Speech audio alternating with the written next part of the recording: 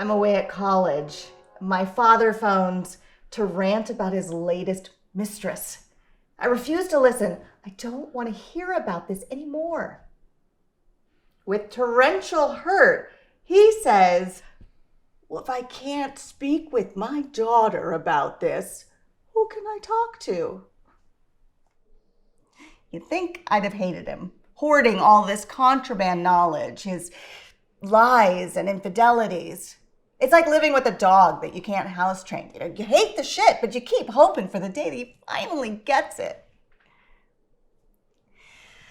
A childhood of hoping is exhausting. After graduation, I put half a country between us. Let him clean up his own messes. Years later, after a lifetime of smoking finally triumphs over his destroyed lungs, I am called, his only blood, to give his eulogy. Now I sit in my mother's house the night before the funeral. The hesped, his eulogy, must be truthful, but it is commanded on the day that I bury my father, I speak his praise. I've heard enough eulogies to know death is the eternal do-over. But how can I amend his life? Can alibis become a talent for telling stories? Lies his panache for embellishments. I scour my childhood for an inroad, something, anything to meet this obligation. I remember the Audrey days when my mother would have her weekly blowouts and my father would use me as his cover story. My law school graduation in Los Angeles, an excuse for a weekend tryst at the Hilton with his mistress. Lies I kept telling for him, and some I told for myself. Like in high school, I blamed my stepbrother for habitually raiding the liquor cabinet. And then there was the time when I leveraged my father's infidelities for floor seats to a Prince concert. A move well played, but admittedly shameful.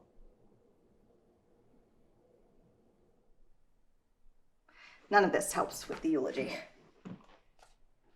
I hear my mom in the kitchen. My father's death coincides with Passover. She leans into the kitchen where I'm trying to write and asks, honey, dinner at 4 tomorrow after the funeral? She makes no pretense to hide her excitement. In death, my father has brought us all to Michigan to sit at her Seder, and she declares herself the winner. Seder with her grandchildren and outliving the man she blamed for so much pain in her life. I explode. Really, Mom? It's about your dinner? Maybe we won't even come.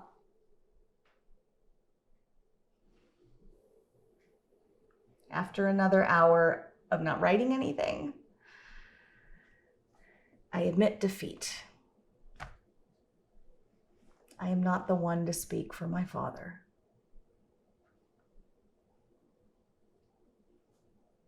I think about our last phone call. As usual, he answers on the first ring. How's the prognosis, I ask. He says, I'm on a one-way street, baby doll. I ain't getting any better.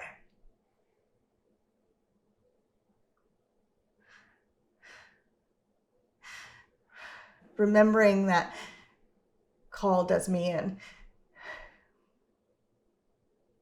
His words are no longer the punchline to a vaudeville bit, but bum. Instead, I hear them as the invitation that went unheeded. Come visit. I'm dying.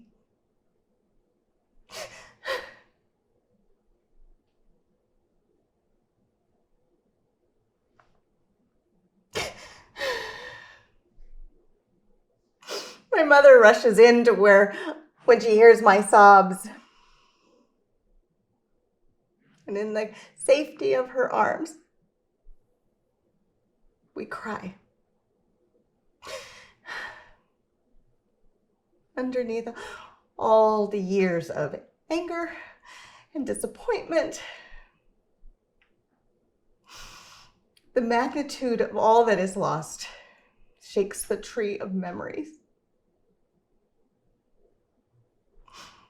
In spite of his ways, we both loved him.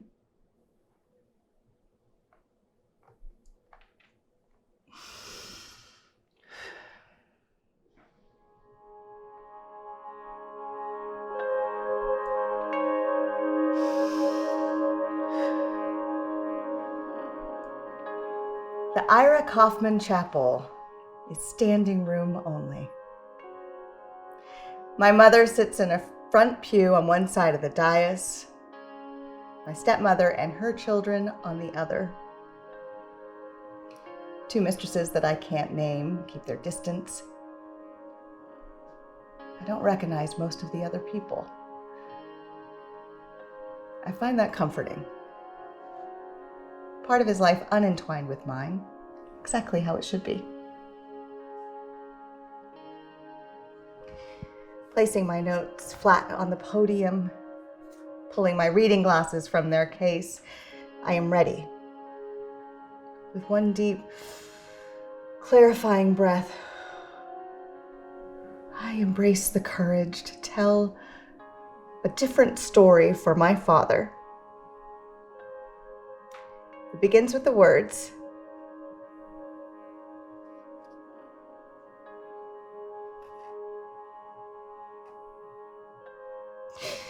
I was greatly loved because I was. And that is both extraordinary praise and the truth.